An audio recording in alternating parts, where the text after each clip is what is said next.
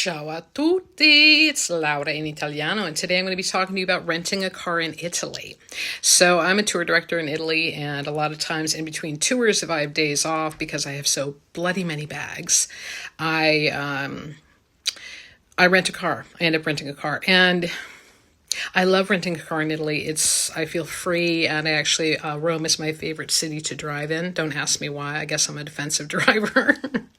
But it's like you can do no wrong in Rome. So anyway, it takes some getting used to. So that's going to be another video for another day about driving in Italy. But first of all, we're going to start with renting a car. So usually you're going to be going to the airport. If you're in a city like Florence and you think it's going to be easier for you to rent a car from, let's say, downtown, if you're, have a hotel in the historic city center, please don't fall for the trap. It's a little tiny garage, and you're very likely to scrape the car going out. There's usually a huge line, and it takes forever, and in my opinion, they don't have the best cars. So I would go to the hub, which is always going to be whatever city you're in, the airport, and usually it's across the street in the parking garage.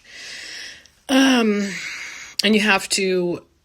Whoever made the booking, if you made a booking online, whatever company you're using, you have to put the booking in the name of the person who's going to be driving, or you could show up and they will deny you a car. I saw it happen just a few weeks ago. You need to have your passport and a driver's license to rent a car in Italy. And most places where you go, it's going to be very crowded in a very overheated building with no air conditioning, depending what time you're there.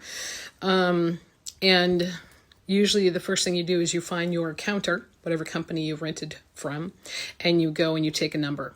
Now, some places Hertz, whatever their like Advantage or Gold or, the membership level, where like priority, some airports deal with that, and some airports or some car rental places in Italy just go by the take a number system. So it just depends who's working there, what mood they're in, how many staff are working, and how long the lines are. Again, it's a very frustrating experience, but the outcome is you get a wonderful car and you get to drive around amazing Italy. So yeah, expect long lines. And then when you get the rental car, hopefully you'll get one that, you want to make sure when you're booking online, everything's smaller in Italy. And just because you think, I'm renting a Jeep class or an SUV class, you'll fit all the bags. Please look on the information before you book your car, because more often than not, you're not going to be able to fit all your bags if you're traveling with more than, let's say, 2 people and even 3, what we would consider a large suitcase, but not like crazy big, but a regular size suitcase might not even fit in the trunk. So you need to make sure at time of booking how many bags can fit in your car. And once you finally get into your rental car, check for any things or anything outside of the car. And I always like to take a picture of the license plate just because, I don't know, just so I remember what the car is. If I go park somewhere, then anyway, maybe that's just me.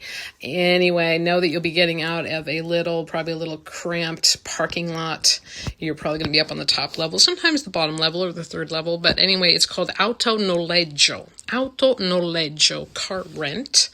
And once you're going to need to take the little parking ticket, and then it doesn't mean you need to pay, but it gets you out of the parking area usually, okay? Because that's one of those barricaded, so they give you a little parking ticket. Next episode, I guess we'd call this a part 2, is what to do when you get the rental car and you're actually driving. So things like what line to get in when you are having to pay or pick up a ticket for the autostrada or the pay roads, making rest stops, where to do that, where not to do that. Rules of thumb, driving generally in Italy, and how wonderful and yet also very frustrating it can be. But yes, also, by the way, still on the topic of auto noleggio and renting a car in Italy, I highly recommend. I think it's...